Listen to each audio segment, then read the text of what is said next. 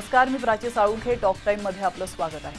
आज आपण चर्चा करणार आहोत संधिवाताच्या शस्त्रक्रिया आणि त्याबद्दल असणारे समज आणि गैरसमज या विषयावर. आणि आपल्याला मार्गदर्शन करण्यासाठी आपल्यासोबत आहे डॉक्टर आशिष फडणीस. डॉक्टर आशिष हे गेली 20 वर्षे ऑर्थोपेडिक्स म्हणून कार्यरत आहेत. गुडघ्यांची रिप्लेसमेंट यातील ते तज्ज्ञ आहेत. त्यांनी Princess of Wales Hospital, Avon Orthopaedics Centre, Bristol यांसारख्या आंतरराष्ट्रीय केंद्रांमध्ये काम देखील केलेलं आहे. ठाण्यातील ज्युपिटर रुग्णालयातील ऑर्थोपेडिक्स डिपार्टमेंटचे ते डिरेक्टर आहेत. तर डॉक्टर आशिष यांच्याकडून आपण संधिवाताच्या शस्त्रक्रियेबद्दल आज अधिक जाणून घेणार आहोत. सर, कार्यक्रमात आपलं अगदी मनापासून स्वागत आहे. आणि एक महत्त्वाचा प्रश्न जो सगळ्यांनाच पडलेला आहे, म्हणजे आधीचा काळ आणि आताचा काळ याच्यामध्ये खूप फरक पाहायला मिळतो. तर अलीकडच्या काळात अनेक लोक गुडघे दुखी जेव्हा त्यांना जाणवते किंवा संधिवात आहे हे कळतं, तर शस्त्रक्रियेला ते प्राधान्य देताना पाहायला मिळतात. त्यामागचं कारण नेमकं काय? आता काय झालंय की बरेच लोक इंडिपेंडंट आहेत किंवा ते स्वतंत्र राहतात आणि फॅमिली सपोर्ट वगैरे त्यांना एवढा नसतो. न्यूक्लिअर फॅमिलीजचा अजून एक काय झालंय ऑफशूट की स्वतःहून ते बरेच वर्ष ॲक्टिव्ह राहतात आणि त्यामुळे त्यांना इंडिपेंडन्स हा खूप महत्त्वाचा होतो. दुसरं झालंय की हे शस्त्रक्रिया ज्या आहेत त्या आता खूप प्रेडिक्टेबल झालेल्या आहेत. त्यामुळे त्याच्यातनं चांगलं आउटकम घेणं किंवा चांगलं यश येणं हे खूप प्रेडिक्टेबल झालंय. त्याच्यामुळे हे लोकांना या शस्त्रक्रियेमध्ये कॉन्फिडन्स आलेला आहे. शस्त्रक्रियांचा नेचर किंवा त्याचे प्रकार बदललेले आहेत. त्यामुळे हे कमी इन्व्हेजन म्हणतो आम्ही की खूप जास्त डिस्रप्शन न करता या सर्जरीज पॉसिबल आहेत आणि होतात त्यामुळे त्याची पॉप्युलॅरिटी परत वाढत चालली आहे किंवा आधीपेक्षा जास्त सोपं लोक सॉर्ट ऑफ अपनावतात किंवा ते ॲक्सेप्ट करतात हे ऑप्शन. नक्की. या शस्त्रक्रियेबद्दल देखील अनेक गैरसमज पाहायला मिळतात. अनेकांच्या मनात एक भीती असते की शस्त्रक्रिया ही यशस्वी झाली नाही तर काय होईल. तर या शस्त्रक्रियांचं यशस्वी होण्याचं प्रमाण नेमकं किती असतं? हो, या शस्त्रक्रिया आधी एकेकाळी मी म्हणायचो की साधारण एक 20% चान्स असतो की ते फेल होत शकतील. पण गेल्या 10 वर्षात किंवा त्याच्याहून जास्त बघितलेलं आम्ही की आता ते शस्त्रक्रिया फेल होण्याचं प्रमाण खूप कमी झालेलं आहे. आणि ह्याचं असं कारण आहे की आमचे टेक्निक जे आहेत किंवा ऑपरेशन करायची जी पद्धत आहे त्यात खूप जास्त बदल आलेले आहेत. त्यामुळे असं होतं आहे की सक्सेसफुल आउटकम किंवा चांगला आउटकम ह्या पेशंटला देण्यासाठी डॉक्टरांकडे बरेचसे ऑप्शन्स आहेत आणि म्हणून ह्या शस्त्रक्रिया परत सध्या एवढ्या फेल होत नाहीत. तुम्ही जर का प्रमाण विचारलं तर आम्ही म्हणतो की ही शस्त्रक्रिया आहे. कधी ना कधीतरी एक प्रॉब्लेम येऊ शकतो किंवा काही पेशंट्समध्ये हा प्रॉब्लेम येऊ शकतो. त्यामुळे आम्ही म्हणतो की 95% किंवा 96% तरी तुम्ही निश्चिंत राहायला पाहिजे की हे सर्जरीज यशस्वी होतात. काही काही पेशंट्सना प्रॉब्लेम येतो आणि बऱ्याचशा पेशंट्सना असं मेजर प्रॉब्लेम येत नाही, पण त्या सांध्याला ॲक्सेप्ट करून चांगलं परत जीवन जगता येतं. पेन फ्री एक्झिस्टन्स जे आम्ही म्हणतो ते त्यांना खूप जास्त प्रमाणात घेता येतं. डॉक्टर आशिष, ज्या वेळेला पेशंट तुमच्याकडे येतात तर त्यावेळेला ट्रीटमेंट सुरू असताना त्यांच्याकडे बघून तुम्हाला काही अंदाज बांधता येऊ शकतो का की या पेशंटची जर आपण शस्त्रक्रिया केली तर ती यशस्वी होईल की नाही? हो, त्याला ना बरेचसे टेस्ट असतात आणि बरेच पॅरामीटर्स असतात. आता साधारणपणे समजा तुम्ही लठ्ठपणा धरला किंवा पेशंट खूप जास्त ओबीस आहे किंवा त्या पेशंट्सना अनकंट्रोल डायबिटीस आहे, कुठला पेशंट दुसऱ्या काही कारणाची ट्रीटमेंट, किडनीचे प्रॉब्लेम्स आहेत किंवा कॅन्सरची ट्रीटमेंट वगैरे चालू आहे, तर हे सगळे पेशंट्स असतात ना, ते त्यांना आम्ही रेड फ्लॅग्स म्हणतो की थोडेसे पॉइंटर्स आहेत की ह्या पेशंट्समध्ये ही शस्त्रक्रिया एखाद्या यशस्वी होणार नाही. आणि हा झाला पेशंट रिलेटेड फॅक्टर्स. त्याच्यानंतर एक्सरे बघून किंवा काही टेस्ट बघून आम्हाला साधारण कळतं की ह्या पेशंटमध्ये शस्त्रक्रिया यशस्वी करण्यासाठी दुसरे काय उपाय करता येतील. म्हणजे ह्यांना फक्त अर्ध्या गुडघ्याची रिप्लेसमेंट किंवा हाफ नी रिप्लेसमेंट म्हणतो आम्ही किंवा फुल नी रिप्लेसमेंट किंवा नी रिप्लेसमेंट आणि गुडघ्याची सर्जरी त्यासोबत काही वेगळे सांधे वापरायला लागतात का किंवा मोठे सांधे वापरायला लागतात का. तर असे काही काही पॉइंटर्स असतात की जेणे आम्हाला प्रेडिक्ट करता येतं की ह्या पेशंटना प्रॉब्लेम होऊ शकतो आणि हे पेशंटला आधी सांगितलं जातं. हे पेशंटला सांगितल्यानंतर पेशंट त्याच्याबद्दल काही करू शकतात.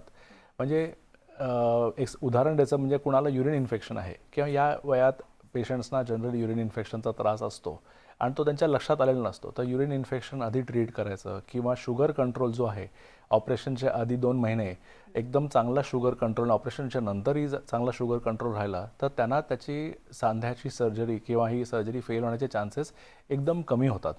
आणि ह्याचा हा आता म्हणजे असा एक नियम झाल्यासारखा झालेला आहे की जर का शुगर कंट्रोल केलं तर तुम्हाला नक्कीच चांगला आउटकम मिळू शकतो. काही पेशंट्सना पाठीचं दुखणं असतं किंवा मणक्याचा प्रॉब्लेम असतो आणि त्यासोबत त्यांना गुडघ्याचा पण त्रास असतो. तर ह्यावेळी आम्हाला विचार करायला लागतो की मणक्याला प्राधान्य द्यायचं का गुडघ्याला द्यायचं आणि कुठलं ऑपरेशन आधी करायचं. काही काही पेशंट असतात ज्यांना त्यांच्या आयुष्यात दोन्हीवरती शस्त्रक्रियेची गरज पडू शकते, मणक्यावरती पण किंवा गुडघ्यावरती पण. मग त्यांना पेशंटना सांगायला लागतं की ही शस्त्रक्रिया यशस्वी होईल पण एखाद्याच तुम्हाला त्याचा फायदा एवढा घेता येणार जोपर्यंत दुसरा प्रॉब्लेम पण आपल्याला सॉल्व्ह करता येत नाही तोपर्यंत. तसं आहे. आणि आता टेक्निक्स एवढ्या इव्हॉल्व्ह झालेल्या आहेत त्यामुळे काय होतं की बेसिकली टेक्निक्स इव्हॉल्व्ह कराव्या लागल्या आम्हाला, कारण पेशंट खूप म्हणजे लाईफ एक्सपेक्टन्सी वाढलेली. म्हणजे एकेकाळी आपली life expectancy was 54 to 60 years. Now आपली लाईफ एक्सपेक्टन्सी जवळजवळ 83 years in a metropolitan India.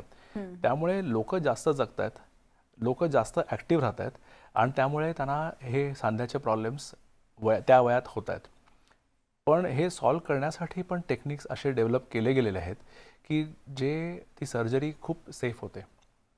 आधी आम्ही जे जनरल ॲनेस्थेशिया किंवा पेशंटना पूर्ण भूल द्यायचो ती न देता फक्त मणक्यात एक इंजेक्शन देऊन, कमीत कमी भुलीचं औषध देऊन, कमीत कमी औषधं देऊन त्यांचं पेन मॅनेज करतो. येस, तेवढ्या जागेपुरतं तेवढी भूल देऊन करतो. त्यामुळे ही सर्जरी एकदम सेफ झालेली आहे आणि प्रेडिक्टेबल झाली आहे. बिलकुल.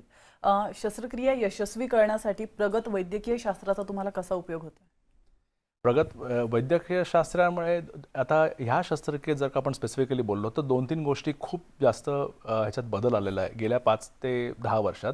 आणि सगळ्यात मोठी गोष्ट मी सांगेन की जे भूलरोग तज्ज्ञ असतात त्यांच्या टेक्निक्स खूप जास्त रिफाईन झालेल्या आहेत. त्यामुळे जसं डिलिव्हरीच्या वेळी आपण ॲनेस्थेशिया द्यायचो किंवा ॲनॅल्जेसिया द्यायचो त्याच टेक्निक्स इकडे वापरल्या गेल्यात.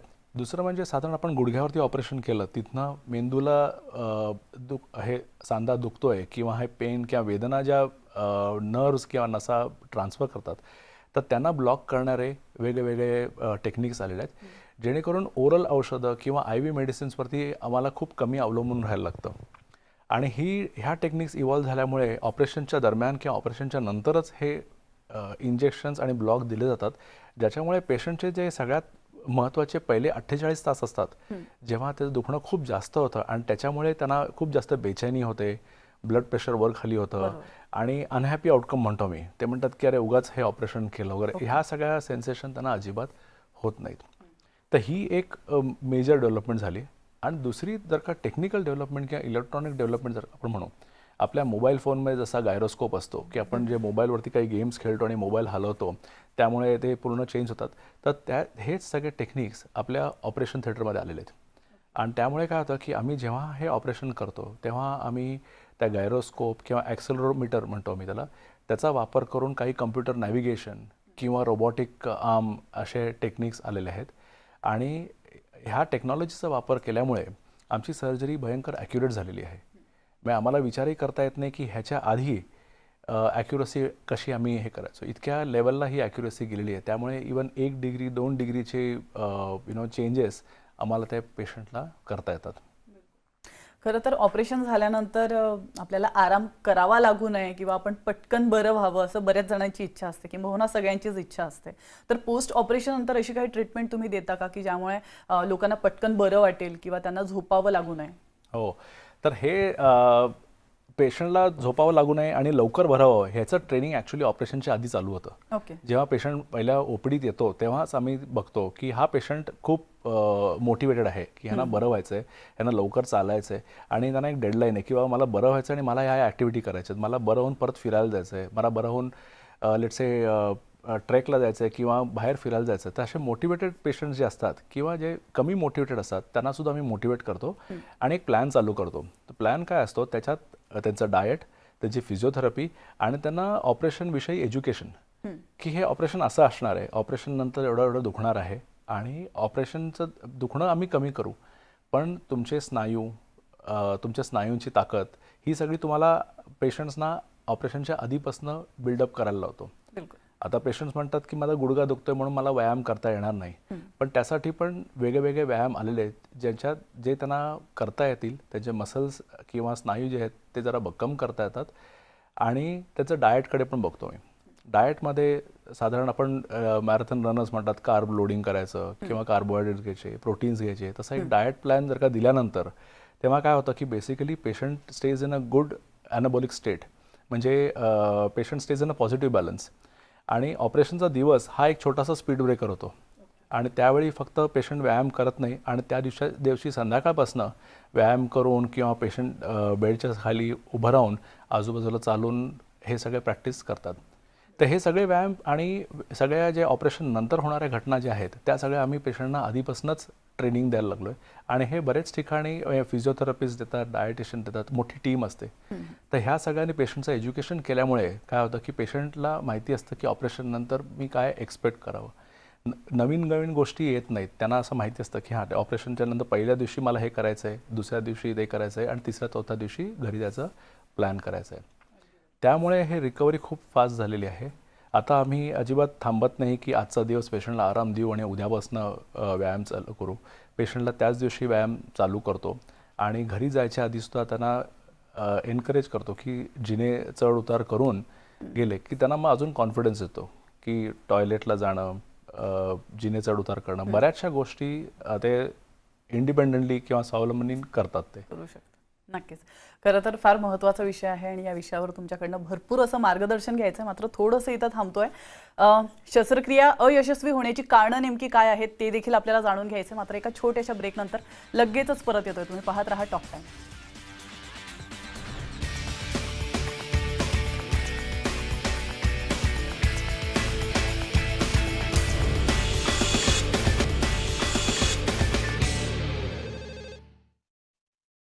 ब्रेकनंतर टॉक टाईममध्ये पुन्हा एकदा आपलं स्वागत आहे. संधिवाताच्या शस्त्रक्रिया समज गैरसमज या विषयावर डॉक्टर आशिष फडणीस आपल्याला मार्गदर्शन करतायत. सर, शस्त्रक्रिया या अयशस्वी होण्याची नेमकं कारणं काय?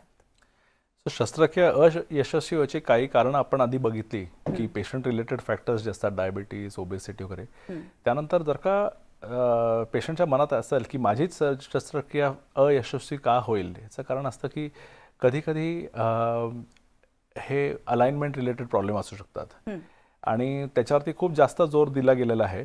पण आपण जर का पेशंट रिलेटेड फॅक्टर्स काढले आणि इतर फॅक्टर्स वाढले तर काही पेशंटची एक नॅचरल अलाइनमेंट वेगळी असते. ऑपरेशन केल्यानंतर ती अलाइनमेंट वेगळी होते. त्यामुळे सांधे जे असतात त्याच्यावरती लोड जो पडतो तो आपण बदललेला आहे. आधी पायाला बाक आलेला असतो किंवा पाय एका पर्टिक्युलर रीतीने बेंड होत असतो, तर ती बदललेली असल्यामुळे त्याच्यावरती लोड आल्यामुळे ते सांधे कधी कधी सैल होऊ शकतात किंवा लूज होऊ शकतात. हा शेवटी एक कृत्रिम सांधा आहे. त्याच्यामुळे काय होतं की एक आपला जो नॅचरल खुर्चा असतो, नॅचरल हार्ड असतं, त्याच्या म्हणजे एंडवरती एक कार्टिलेज किंवा खुर्चा असतो, तो आपण बदलून एक मेटलचा सांधा आणि त्याला सिमेंटनी बसवलेला आहे आणि तो एका प्लास्टिकच्या चकतीवरती घासत असतो. त्यामुळे जशी जी जीज नॅचरल सांध्यात झाली तशी ती कृत्रिम सांध्यात पण होते. आता ती जीज कमी होण्यासाठी बऱ्याचशा गोष्टी केल्या गेल्यात. म्हणजे हे प्लास्टिक जे आहे त्याची क्वालिटी वाढवलेली आहे. हा मेटल जो आहे तो एकदम स्मूथ केलेला आहे. त्याच्यात वेगळे मटेरियल आलेले आहेत आणि एक सगळ्यात महत्त्वाचा भाग म्हणजे त्याची अलाइनमेंट जी आम्ही करायचो, जी आधी आमच्याकडे मॅन्युअल इन्स्ट्रुमेंट किंवा मेकॅनिकल गोष्टी असायच्या, आता त्या इलेक्ट्रॉनिक आलेल्या आहेत किंवा हे रोबोटिक आर्म किंवा नॅव्हिगेशन सारखे आलेत, ज्याच्यामुळे त्याची ॲक्युरसी भयंकर वाढलेली आहे.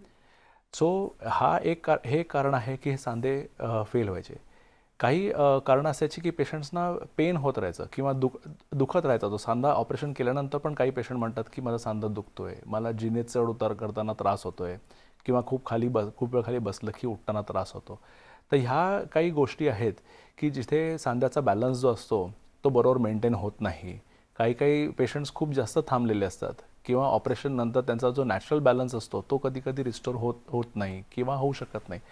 त्यामुळे त्यांना ते सारखं वाटतं की हा एक सांधा आपला बदललेला आहे, तो बरोबर लोड होत नाही, त्याचा वापर बरोबर होत नाही आहे आणि तो लोड नॅचरलरित्या होत नसतो. त्यामुळे तो सांधाची झीज होते आणि तो लूज होऊ शकतो. तर ह्या 2-3 हे मेन कारणं आहेत की ज्याच्यामुळे हे सांधा फेल होऊ शकतो. बाकी काही कारणं आपल्या कंट्रोलमध्ये आहेत की जी आपण फक्त कंट्रोल करू शकतो, पण ते पूर्ण निगेट करू शकत नाही. हे आहे इन्फेक्शन. आणि इन्फेक्शन कमी करण्यासाठी पण बरेचसे पेशंट्सना अँटीबायोटिक दिलं जातं किंवा ऑपरेशन करतो जेव्हा ऑपरेशन थिएटर एकदम वेगळ्या प्रकारचे असतात. ऑपरेशन करताना सर्जन्स पण काही हूड वगैरे वापरतात किंवा बरेचसे स्टेप्स घेतो आम्ही की ऑपरेशन करताना लवकर झालं पाहिजे, कमीत कमी लोक ऑपरेशन थिएटरमध्ये असली पाहिजेत आणि अँटीबायोटिक्सचा वापर वगैरे करून हे इन्फेक्शन कमीत कमी करतो. हे 3 मुख्य कारणं आहेत ज्याच्यामुळे हे शस्त्रक्रिया फेल होऊ शकतात. खरं तर पूर्वीची लोक म्हणतात की आमच्या काळामध्ये आम्ही हे काम करत होतो, ते काम करत होतो, त्याच्यामुळे आमचा स्टॅमिना चांगला होता आणि होतं तसं आहे. पण म्हणजे पूर्वीच्या काळात थोडं शारीरिक श्रम जास्त व्हायचे आणि आता आधुनिकता वाढल्यामुळे शारीरिक श्रम थोडेसे कमी होतात. तर त्याचं कुठेतरी 21व्या शतकातील पिढीवर कुठेतरी आरोग्यावरती त्याचा परिणाम होतोय असं तुम्हाला वाटतं का? किंवा आधीच्या पिढीत आणि 21व्या शतकातल्या पिढीत नेमका काय फरक आहे जो तुम्हाला जाणवतो? सो शारीरिक श्रमात अगर तुम्ही म्हणाल ते हा पॉईंट कम्प्लिटली म्हणजे बरोबर आहे. आणि हो, आपला लाईफस्टाईल बदलल्यामुळे आम्ही ओबेसिटी खूप बघतोय आणि भारतात ओबेसिटी खूप जास्त असल्यामुळे त्या गुडघ्यांवरती खूप जास्त भार पडतोय. दुसरं म्हणजे काय होतं, त्या गुडघ्यांवरती व्यायाम कमी झाल्यामुळे त्या गुडघ्यांची झीज वगैरे म्हणजे गुडघे जे भक्कम होतात किंवा हाडाची घनता जी असली पाहिजे ती कमी होत चालली आहे आणि ती गुडघ्याची झीज झाल्यामुळे हा पेशंट्सना त्रास व्हायला लागला आहे. दुसरं म्हणजे आपल्याला हा त्रास जास्त का दिसतोय, कारण पेशंट्स जास्त वर्ष जगत आहेत. सो कॅन्सर ट्रीटमेंट, हार्टच्या ऑपरेशन्स, बायपास सर्जरी ह्या सगळ्या यशस्वी झाल्यामुळे आपलं लाईफ एक्सपेक्टन्सी वाढली गेली आहे. म्हणून सुरुवातीला ते सांधे जे 50 वर्ष किंवा 60 वर्ष जे टिकायचे ते ठीक होते, पण आता 60 नंतर जर का आपण बघितलं की 85 पर्यंत वगैरे तो सांधा टिकवायचा आहे. त्यामुळे बऱ्याचशा पेशंट्सना 60 नंतर म्हणजे त्यांच्या 7 डेकेड किंवा 70 नंतर वगैरे गुडघ्याचे थोडे थोडे प्रॉब्लेम्स यायला लागतात. पण दुसरं काय महत्त्व झालं की आधीच्या पिढीचे पेशंट आणि आताच्या पिढीच्या पेशंटमध्ये एवढा फरक आहे की आपले आताच्या पिढीचे पेशंट खूप जास्त डिमांडिंग आहेत. आम्ही म्हणतो की 60 इज द न्यू 40. म्हणजे people are not retiring at 60. 60ला ते एखाद्याच नवीन करिअर चालू करतात किंवा they start becoming more active. So we call them, आम्ही त्याला म्हणतो की एल्डरली ॲक्टिव्ह म्हणतो. आम्ही आता हल्ली रिटायर्ड कुणाला म्हणत नाही, कारण जरी ते जॉबमधून रिटायर झाले असतील तरी बँकेतली कामं, पोस्टातली कामं म्हणा किंवा बाजारात जाणं, मित्रांबरोबर फिरायला जाणं, टूर्स करणं, ट्रॅव्हल करणं, ह्या सगळ्या गोष्टी जे आधीची पिढी 40व्या वर्षी वगैरे करायची ती आत्ताची पिढी 60sला करते आणि इवन 70sला करते. It is not uncommon. तुम्ही जर का वॉकला गेलात किंवा टेनिस क्लबमध्ये गेलात किंवा कुठल्या स्पोर्ट्स क्लबमध्ये गेलात की तुम्हाला you will find people who are retired, who are more than 65, who are more than 70, who are actively engaging in a strenuous physical activity.